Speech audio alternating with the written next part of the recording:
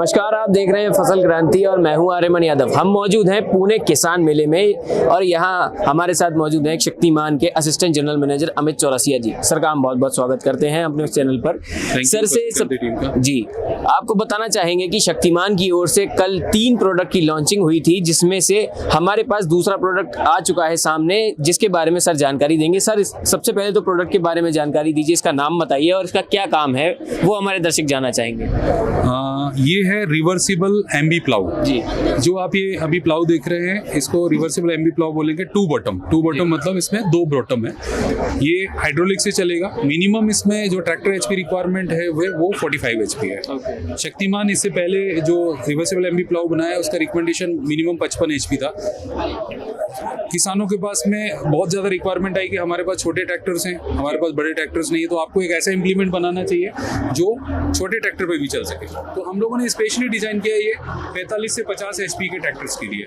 इसमें सबसे जो इम्पोर्टेंट है, जो लोकल एमबी प्लाउज बन रहे हैं उसकी जो गहराई होती है वो 8 से 9 इंच ही ले पाते हैं। इसका यदि आप मोल्ड बोर्ड का यदि आप देखेंगे तो इसमें मिनिमम 12 इंच तक का मोल्ड बोर्ड इसका है। 12 इंच तक की मिट्टी को ये काट के पूरा पलटा देगा वहीं पे, और हाइड्रोलिक से ऑपरेटेड है। सबसे इम्पोर्टेंट चीज़ है, इसमें जो जमीन से कांटेक्ट रहने वाला एरिया है वो बोरोन का है। बोरोन स्टील से क्या होता है, बोरोन स्टील एक सेल्फ शार्पनिंग होती है। इसमें कभी धार लगाने की, जिस तरीके से नॉर्मल प्लाउ में यहाँ पे सब्बल होता है उसमें धार लगाना पड़ती है, इसमें कुछ भी आवश्यकता नहीं है। इसके ये पॉइंटर्स हैं जहाँ से ये जमीन में पेनिट्रेट होगा। ऑटो शेल्फ शार्पनिंग है, इसका कोई मेंटेनेंस नहीं है इस प्रकार से देखा जाए, और लॉन्ग लाइफ है। आप मान के चलें यदि इनके पॉइंटर्स वगैरह के देखें तो बहुत लॉन्ग लाइफ है बोरोन स्टील होने की वजह से। अच्छा, मजबूती के बारे में तो बात हो गई और बता दिया कि प्रोडक्ट लॉन्चिंग में कि प्रोडक्ट की जानकारी क्या है। सर से जानेंगे कि शक्तिमान ने इस प्रोडक्ट को लेकर अपना क्या विजन रखा है आगे का, कौन से राज्यों में इसका इस्तेमाल होना सबसे ज्यादा जरूरी है और किन राज्यों में आगे चलकर ये चलने वाले है।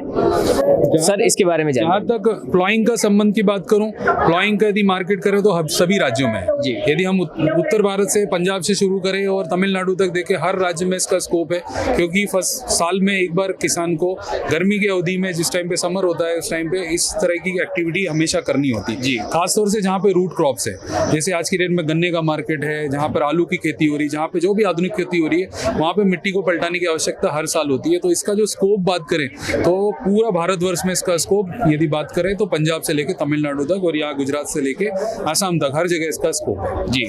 सर इसी के साथ जैसा कि हम जानते हैं कि शक्तिमान अपने हर प्रोडक्ट में कुछ ना कुछ ऐसा अपग्रेड लेकर आता है जो इंडस्ट्री लेवल का होता है और नेक्स्ट लेवल चीज होती है। कंपनी में इस प्रोडक्ट को लेकर क्या ऐसा अपग्रेड है जो बाकी कंपनियों में नहीं मिल पाता है, और ऐसी क्या चीज है जो इस प्रोडक्ट को खास बनाती है? बहुत ही सही सवाल पूछा आपने। शक्तिमान जो नाम है ना, इसका नाम ही में ही आपको सब कुछ लिखा हुआ है जी। शक्तिमान, हम पिछले 25 साल से विगत फार्मरों के सहयोग से हम आज दुनिया में सबसे बड़ी रोटावेटर बनाने वाली कंपनी। क्या है हमारी सबसे बड़ी चीज? हमारी मजबूती। तो किसी भी प्रोडक्ट को देखें, हमारा रिसर्च एंड डेवलपमेंट किसी भी प्रोडक्ट को लॉन्च करने के लिए पहले टेस्टिंग करता है। आप इस प्लाउ को देखेंगे तो पूरा, आप यदि देखें तो हमारी जो भी मशीन होती है वो मजबूत बहुत होती है जी। जिसमें सबसे बड़ी जो किसान को, मतलब कहते हैं ना कि जो 4-5 साल के लिए नहीं, हमारी जो मशीनें कम से कम 10 से 15 साल का लाइफ इनिशियल किसान ले, ये हमारा टारगेट होता है। तो शक्तिमान का नाम ही है मजबूती जी।